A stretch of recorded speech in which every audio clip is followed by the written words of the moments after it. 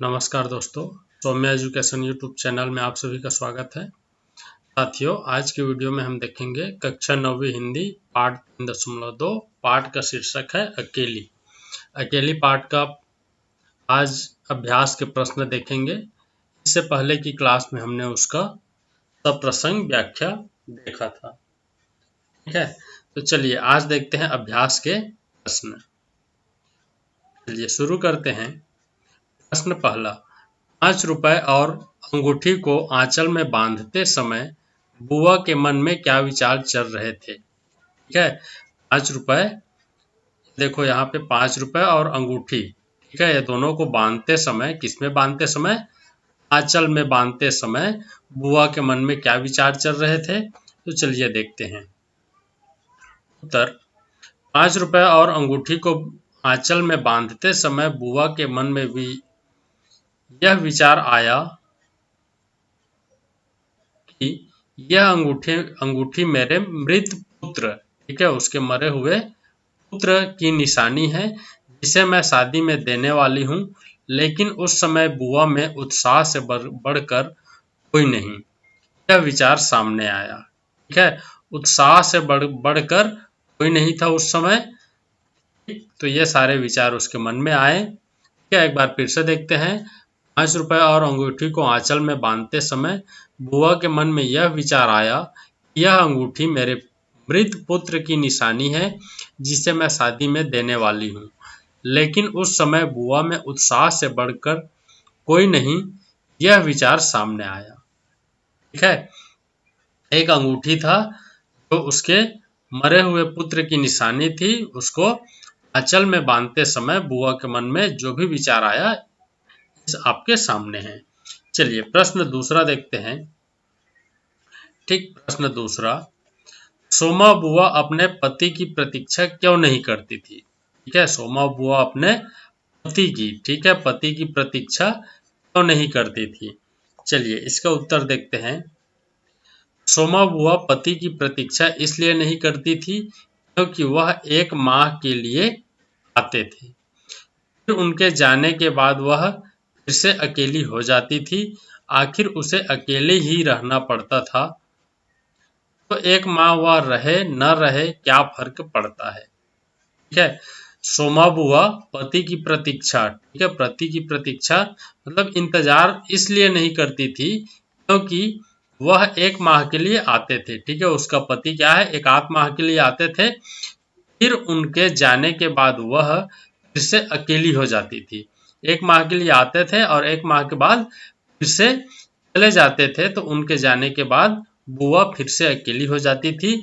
आखिर उसे अकेली रहना ही पड़ता था। ठीक है, आखिर उसे अकेले ही रहना पड़ता था, तो 1 माह वह रहे या न रहे इससे कोई फर्क नहीं पड़ता है। ठीक, चलिए प्रश्न तीसरा देखते हैं। सोमा बुआ किशोरी लाल के घर मुंडन कार्यक्रम, ठीक है, मुंडन मतलब बाल जिसमें मुंडन करते हैं, कार्यक्रम में पहुंची तो उन्होंने वहां क्या हालात देखे अपने शब्दों में लिखिए। ठीक है, सोमा बुआ किसके घर, किशोरी लाल के घर मुंडन कार्यक्रम में पहुंची, वहां के जो हालात थे उसको अपने शब्दों में लिखना है। चलिए देखते हैं। सोमा बुआ किशोरी लाल के घर मुंडन कार्यक्रम में पहुंची तो वहां महिलाएं ठीक से काम नहीं कर रही थी। ठीक है, जैसे ही सोमा बुआ किशोरी लाल के घर मुंडन कार्यक्रम में पहुंची तो महिलाएं ठीक से काम नहीं कर रही थी, जिसे देखकर बुआ स्वयं उस काम में जुट गई।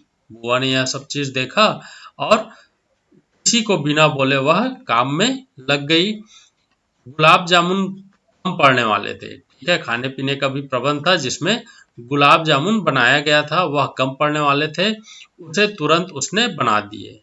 सोमा बुआ ने क्या किया, गुलाब जामुन कम पड़ने वाले थे उसको तुरंत उसने बना दिया।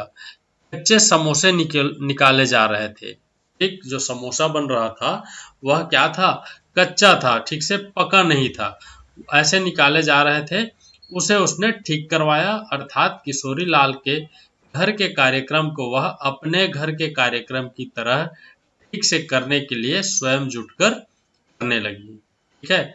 जो किशोरी लाल जी का कार्यक्रम था मुंडन का, उसको वह अपने ही घर का कार्यक्रम समझकर काम करने लगी और स्वयं जुटकर सारे अव्यवस्थित काम को व्यवस्थित कर गई। ठीक है, चलिए अगला प्रश्न देखते हैं। प्रश्न 4, बुआ की सोच और नए फैशन। ठीक है, बुआ की सोच क्या थी? पुराने फैशन।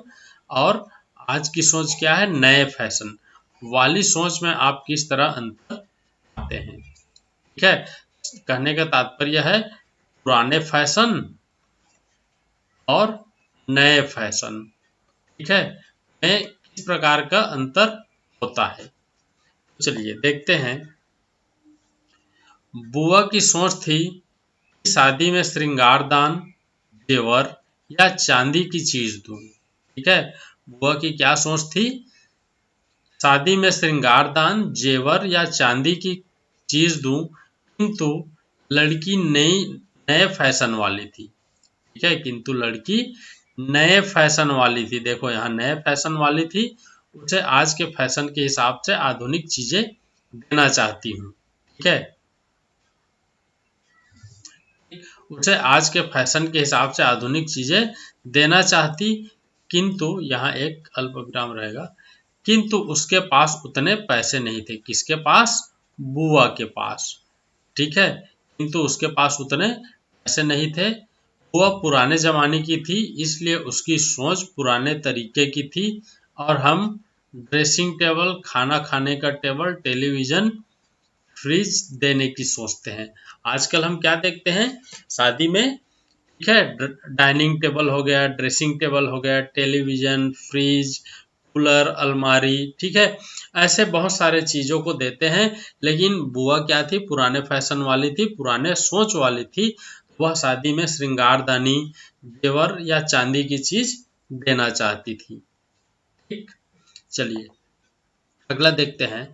प्रश्न 5, मानो वो दूसरे के घर में नहीं अपने ही घर में काम कर रही हो। ठीक है, मानो वे दूसरे के घर में नहीं अपने ही घर में काम कर रही हो। इस पंक्ति के माध्यम से सोमा के व्यक्तित्व के बारे में कौन कौन सी बातें सामने आती है? सोमा कौन है?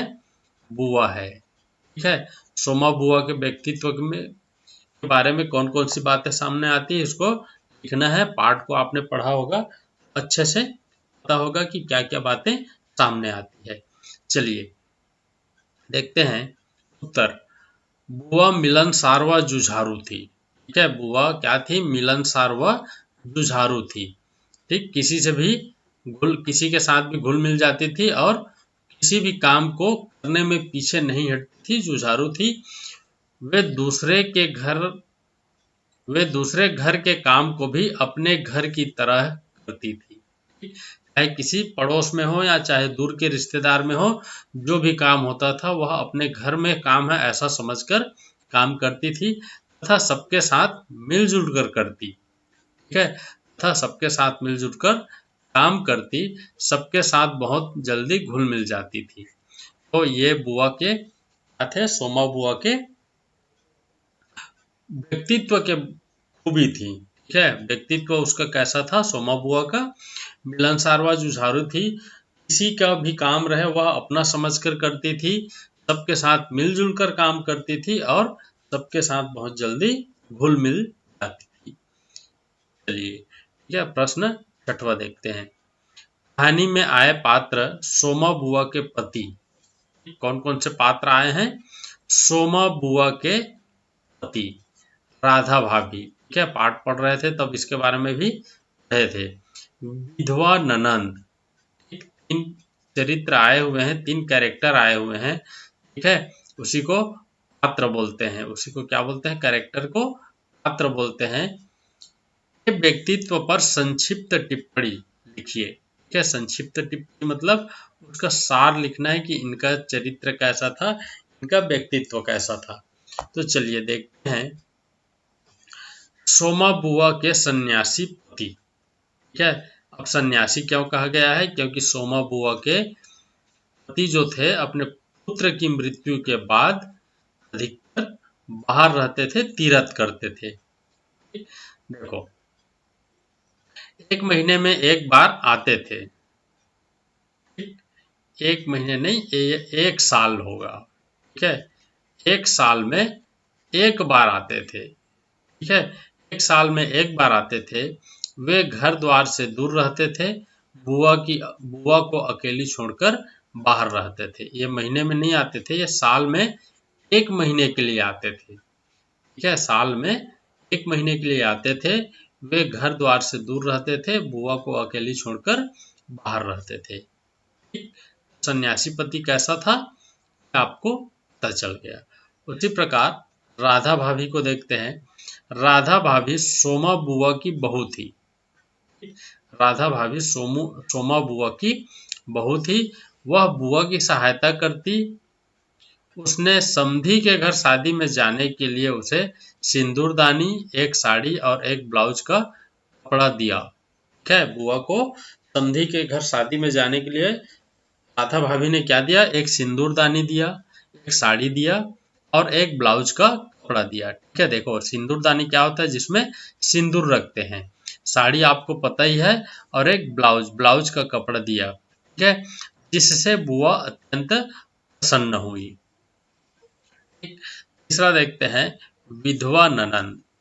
सोमा बुआ की एक विधवा ननंद थी, जो उसे यह बताती है कि समधिन के घर शादी की लिस्ट में बुआ का नाम है। ठीक है, पहले आज भी होता है और पहले भी होता था। गांव में क्या करते हैं, किसको किसको निमंत्रण देना है उसका एक लिस्ट बनाते हैं। तो ये ठीक है, उसी लिस्ट की बात हो रही है, शादी की लिस्ट। ठीक है, मैं बुआ का नाम है, बुआ को बताती है। बुआ की ननद भी बुआ को प्रसन्न रखना चाहती थी। ठीक है, तो बुआ की ननद है जो विधवा हो गई थी, वह भी बुआ को प्रसन्न रखना चाहती थी। ठीक है, तो ये तीनों का चरित्र था भाई, तीनों पात्र ऐसे थे, उसका व्यक्तित्व था, सॉरी। चलिए अगला देखते हैं, प्रश्न 7। आपके अनुसार कहानी का शीर्षक अकेली क्यों है। ठीक है, कहानी का शीर्षक अकेली क्यों है, ये आपको लिखना है भाई। ठीक है, आपके अनुसार कहानी का शीर्षक अकेली। ठीक, क्या था भाई अकेली पार्ट को पढ़ रहे थे तो आपको समझ में आया होगा इसका शीर्षक अकेली क्यों रखा गया है। चलिए देखते हैं, कहानी का शीर्षक अकेली इसलिए है क्योंकि बुआ को उसका सन्यासी पति अकेली छोड़कर हरिद्वार में रहता। कहाँ रहता था, हरिद्वार में। ठीक है, वह हमेशा दुख झेलकर अकेली रहती। वह हमेशा दुख झेलकर, ठीक है, दुख झेलकर अकेली रहती, इसलिए पाठ का शीर्षक अकेली रखा गया है। किन कारणों से, क्योंकि सोमा बुआ के जो पति थे सन्यासी हो गए थे और वह उनको छोड़कर, अकेली छोड़कर हरिद्वार में रहते थे। अब सोमा बुआ हमेशा दुख झेलकर अकेली ही रहती थी, इसलिए पाठ का शीर्षक अकेली रखा गया है। ठीक, ये जो 7 प्रश्न थे आपके पाठ से थे। अब पाठ के पीछे से भी देख लेते हैं। चलिए, सॉरी, पाठ के आगे से। ठीक है, पाठ के आगे से चलिए देखते हैं। प्रश्न पहला, पाठ के आगे से प्रश्न पहला देखते हैं, समधी के यहाँ बुआ का बुलावा क्यों नहीं आया होगा। ठीक है, जिसके लिए इतना सारा बुआ ने तैयारियां की थी। ठीक है, उसी के बारे में बताया है, समधी के यहाँ से बुआ का बुलावा क्यों नहीं आया होगा। आपके अनुसार इसके क्या क्या कारण हो सकते हैं, इसको आपको लिखना है भाई। ठीक है, आपके अनुसार क्या क्या कारण हो सकते हैं। चलिए कारण देखते हैं। पहला, ठीक है, पहला, समधी के यहाँ से बुआ का बुलावा इसलिए नहीं आया होगा क्योंकि उनके देवर जी को मरे 25 बरस हो गए थे। बरस मतलब साल। ठीक है, बरस मतलब साल या वर्ष। ठीक, याद रखेंगे। तो उनके जो देवर थे, ठीक है, देवर मतलब अपने पति का छोटा भाई। ठीक है, देवर मतलब पति का छोटा भाई। पति का छोटा भाई, ठीक है, उसको क्या बोलते हैं, देवर बोलते हैं। उनको मरे 25 बरस हो गए थे, इसलिए उन्हें बुलाना भूल गया होगा। ये पहला कारण था। दूसरा कारण, आजकल के फैशन के हिसाब से पुराने संबंधियों को बुलाना उचित नहीं समझा होगा। ठीक है, ये तो बहुत ही इम्पोर्टेंट कारण है। क्योंकि आज दुनिया ऐसे समय में पहुंच गया है कि अपने से छोटे लोगों को या पुराने संबंधियों को भूलते जा रहे हैं, नए नए संबंधी दोस्त यार बनाते जा रहे हैं। ठीक है, ये हर घर की कहानी है। अगला क्या हो सकता है, आजकल रिश्ते इतने अधिक होते हैं कि बुलावा देना भूल गया होगा। ठीक है, तो इतने सारे रिश्ते आजकल सभी के होते हैं। ठीक है, सोमा बुआ को एक उदाहरण के रूप में लिया गया है। आजकल इतने सारे संबंधी दोस्त तैयार होते हैं, इसके कारण भी बुलावा देना भूल गया होगा। बुलावा मतलब यहाँ क्या है, आमंत्रण निमंत्रण से है। बुलावा मतलब क्या है, आमंत्रण से है। ठीक है, आमंत्रण या निमंत्रण। ठीक, चलिए इसी में अगला प्रश्न देखते हैं। प्रश्न दूसरा, यदि समधी के यहाँ से बुलावा आ जाता तो कहानी क्या होती। ठीक है, समधी के यहाँ से न्योता आ जाता, बुलावा आ जाता, तो कहानी क्या होती, ये आपको बताना है भाई, क्या होती। चलिए देखते हैं। यदि समधी के यहाँ से बुलावा आ जाता तो बुआ अपनी राधा बहू, विधवा ननद व सन्यासी पति के साथ अधिक प्रसन्नता से अपने समधी के घर शादी में जाती। ठीक है, बुलावा नहीं आया, नहीं गई। यदि बुलावा आ गया होता तो क्या है, बुआ अत्यधिक प्रसन्न हो जाती और अपनी राधा बहू, ठीक है, ननद जो विधवा हो गई थी, और अपने सन्यासी पति के साथ प्रसन्नता से अपने समधी के घर, समधी मतलब, समधी किसको बोलते हैं भाई, समधी मतलब या तो जैसे शादी होता है, बेटे की शादी, बेटे की शादी होती है या बेटी की शादी होती है। ठीक है, मान लीजिए बेटे की शादी होती है, तो जो बहू आती है घर में, इसके माता पिता, ठीक है, माता पिता क्या होते हैं, समधी कहलाते हैं। ठीक है, बेटे या बेटी की शादी होती है, तो जो बहू या दामाद होता है, बहू या दामाद होता है, उसके माता पिता को क्या कहते हैं, समधी कहते हैं। ठीक है, चलिए आगे देखते हैं। नई लाल हरी चूड़ियां पहनने के बाद बुआ सारे दिन हाथ को साड़ी के आंचल से ढके ढके फिरी। बुआ ने ऐसा क्यों किया होगा। ठीक है, बुआ ने क्या किया, शादी में जाने के लिए नई नई नई लाल हरी चूड़ियां पहनी। ठीक है, और फिर उसको सारे दिन ढक करके इधर उधर फिरी, फिरी मतलब ढक करके घूमी या इधर उधर अपना काम करी। ठीक है, फिरी मतलब घूमी या फिर अपना काम में व्यस्त रही। तो चलिए इसका आंसर देखते हैं, इसका उत्तर देखते हैं। चलो,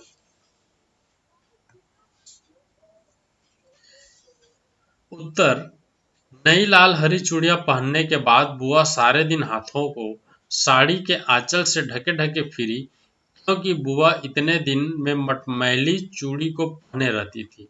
ठीक है, इतने दिन से मटमैली चूड़ी को पहने रहती थी, लेकिन आज समधी के घर बिना बुलाए शादी में जाने के लिए इतनी सज धज कर तैयार हुई। ठीक है, उसको बुलावा आया भी नहीं था, किसी ने बोल दिया।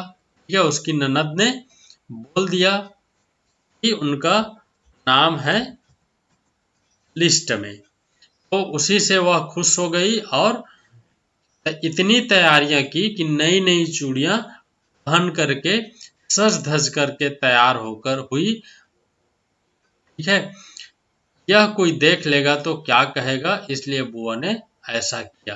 तैयार तो हो गई, लेकिन मन में यह भी डर था कि ये जो तैयारियां की हुई है, इसको कोई देख लेगा तो क्या कहेगा, इसलिए बुआ ने जितनी भी चूड़ी पहनी थी उसको साड़ी से ढक करके इधर उधर काम करने लगी या इधर उधर चलने लगी। ठीक, चलो एक बार फिर देखते हैं।